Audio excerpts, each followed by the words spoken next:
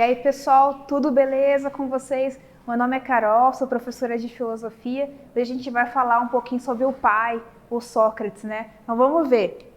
Quais são nossos objetivos do dia? Conhecer o pensamento socrático e seu método de ensino, compreender e exercitar as características da ironia e da maiêutica socrática.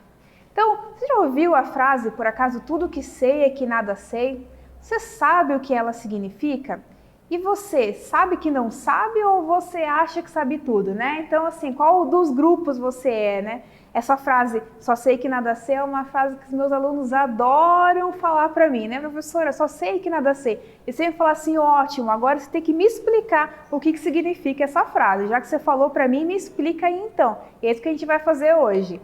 Bom, quem foi o Sócrates, então? De que a gente está falando, né? Segundo Platão, o Sócrates nasceu por volta de 470 a.C., na cidade de Atenas, Grécia. Sócrates viveu no período clássico, no auge da civilização grega.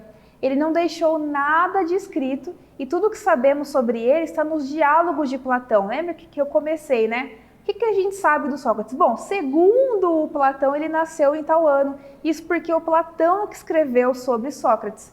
Na Apologia, escrita por Xenofontes, e na peça As Nuvens, onde Aristófanes coloca Sócrates como um sofista. E daí a gente está ali, ó, vê a estátua de Sócrates lá na Academia de Atenas.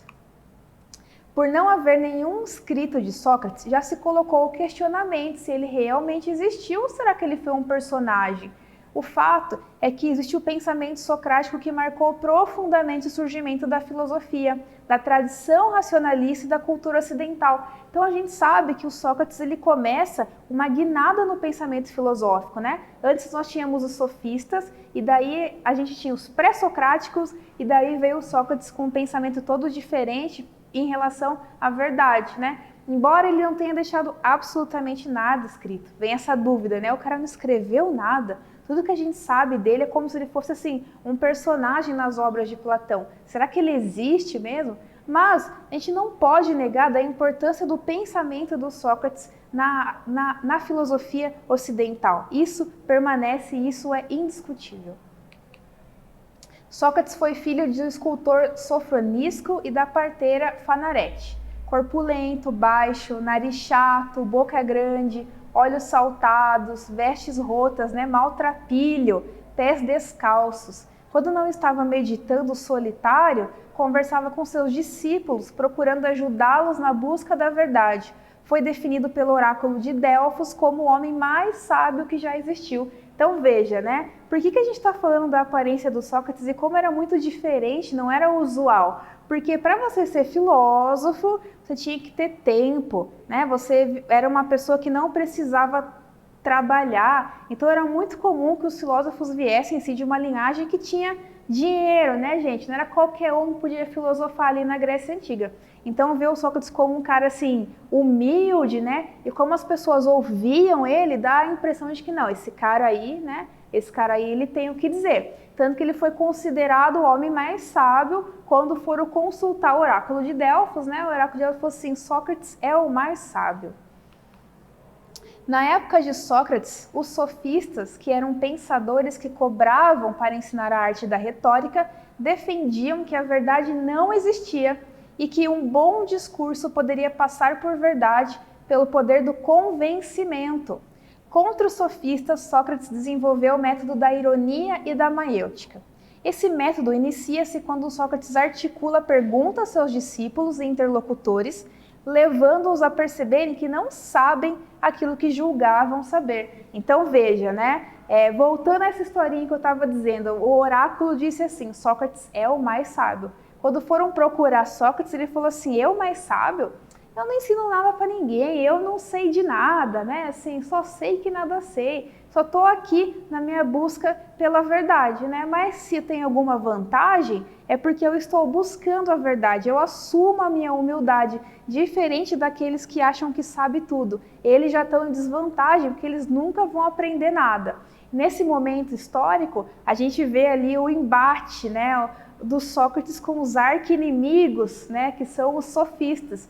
Os sofistas, eles não acreditavam que há uma verdade, né? Há uma verdade absoluta. Eles pensam que a verdade é relativa. Veja, né? O que eu estou querendo dizer com isso? Será que as coisas que eu vejo, as coisas que eu escuto, estou escutando um som ao longe lá, né? Ou veja, a professora aqui já usa óculos, já não enxerga muito bem, né? Será que as coisas que eu vejo, eu posso dizer que são verdades mesmo, né? Hoje está frio ou está calor? Você vai ver que tem uns que acham que está frio. Não, hoje está calor. Então, as coisas que vêm dos nossos sentidos, será que podem oferecer a verdade para a gente? Difícil, né? Dizem os sofistas assim, se eu não posso aprender a verdade, então ela não existe. A verdade é relativa, a verdade depende de cada um. E no meio disso, o que é importante? Aí entra a arte da retórica, a arte do convencimento. Eu falo para vocês assim, a arte da lábia, né? É importante que eu convença o outro de que aquilo é verdade. E isso então fica verdade, né? Sabe aquela coisa assim da história dita muitas vezes parece verdade no final das contas, né? O contrário do que pensava Sócrates. Bom, já deixo uma questão para você, né? Quais são as críticas de Sócrates aos sofistas? Você acredita que há uma verdade única ou a verdade é relativa, né? Então, nesse embate aí entre a ideia de que há uma verdade e a ideia de que a verdade é relativa, depende do ponto de vista de cada um, né? Ela depende da argumentação de cada um, de que lado você está, né? Faça um texto aí com a sua argumentação.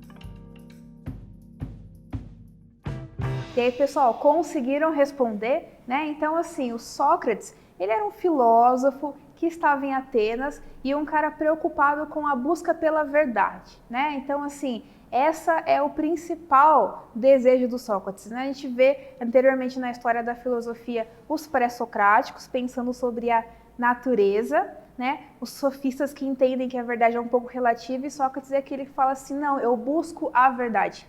Embora ele saiba que buscar a verdade também não é uma coisa tão simples assim, né? Por isso que essa frase dele que a gente vai conversar, só sei que nada sei, né? É uma busca, é um caminho que envolve inclusive admitir a própria ignorância, né? Tem essa humildade de entender que não se sabe de tudo.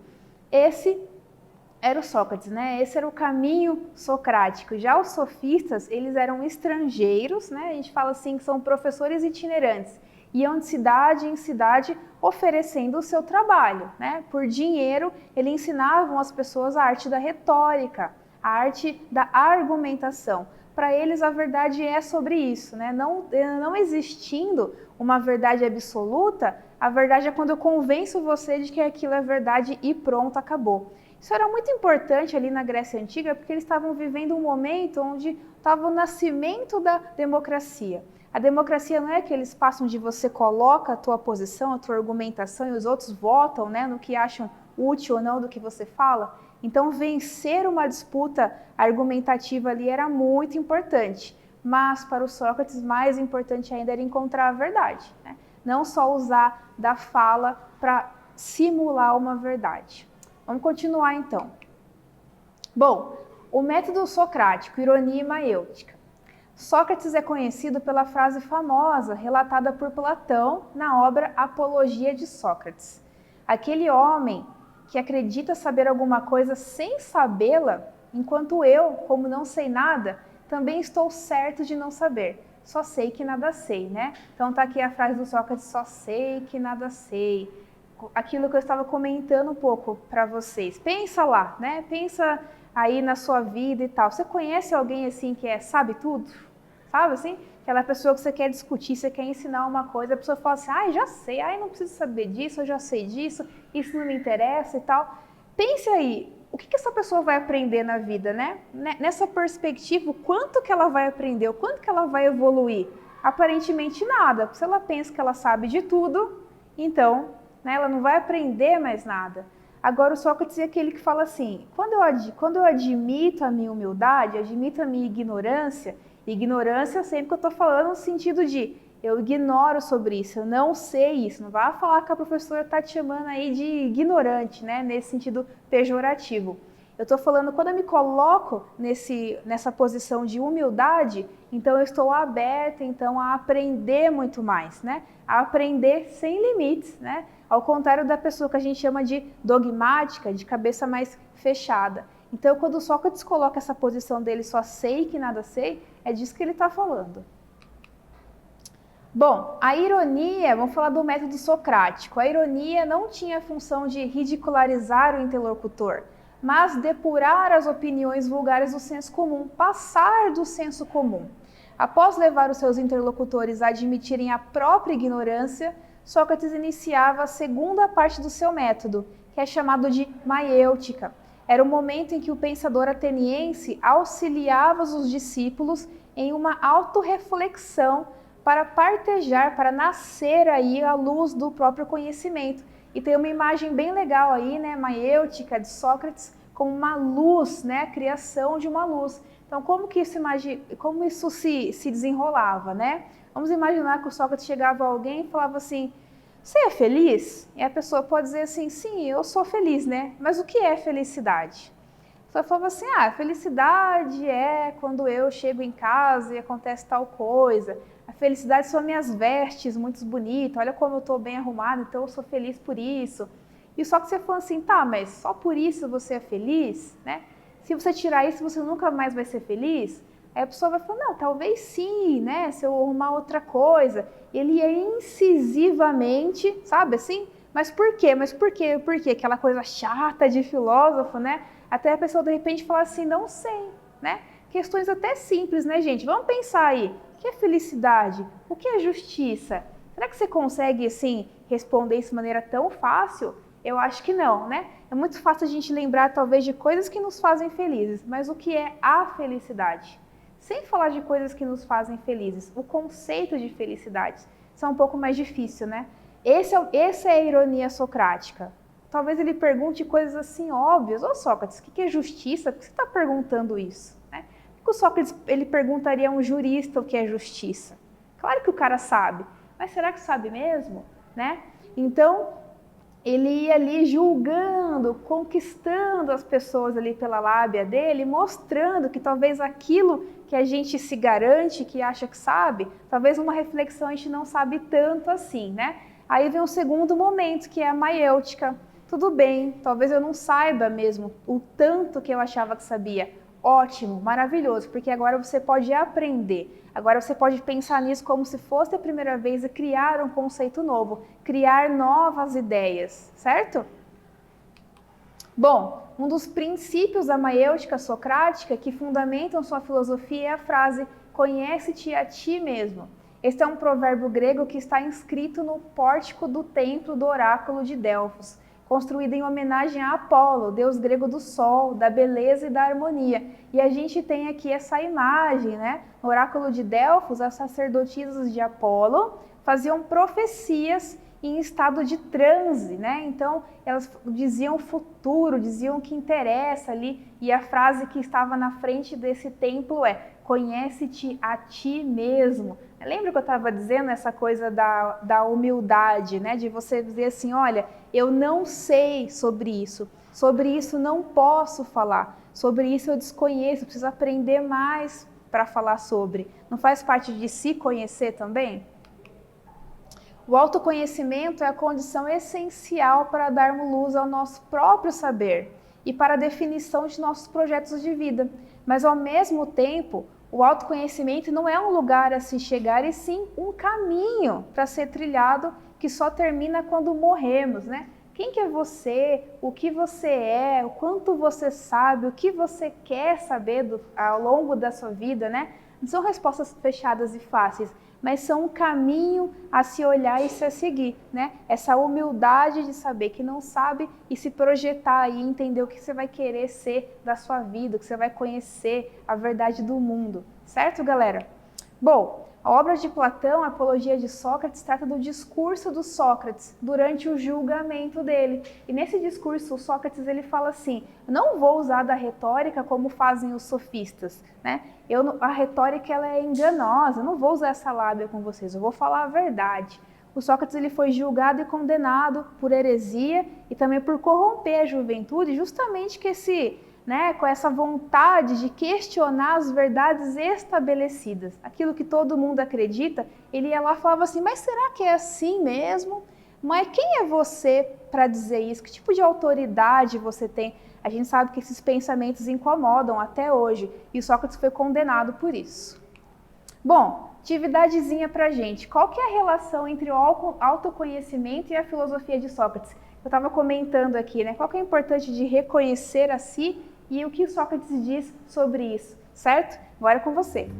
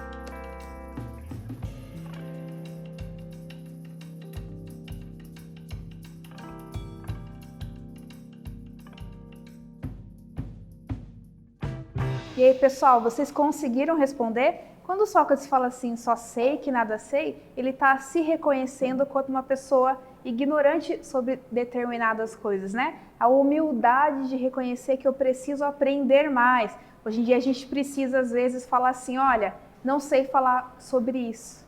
E tudo bem, porque ninguém nasce sabendo, né? Então, acho que se o Sócrates pode dar um conselho para nós hoje, é assim, aquela coisa que você não sabe, calma lá, né? Estude um pouco antes de falar. Assuma a sua ignorância em relação a isso. Então, vamos lá. Fazer a nossa retomada. Nessa aula, então, a gente aprendeu que o método de ensino socrático era a ironia e a maêutica. A ironia consiste em colocar perguntas bem articuladas, levando ao interlocutor a admitir a própria ignorância. E a maêutica é o ato de dar a luz ao próprio conhecimento. Com isso, Sócrates foi condenado à morte por corromper a juventude com seus questionamentos. O pensamento socrático tem como pressuposto básico o autoconhecimento. Até porque, gente, o Sócrates dizia assim, eu não ensino nada para ninguém. Eu converso lá com a galera e eles acabam por si só sacando algumas coisas, né? Saindo um conhecimento novo. Certo, gente? Então, gostei muito de falar com vocês sobre o Sócrates, o pai da filosofia. Espero que vocês tenham gostado também e até mais!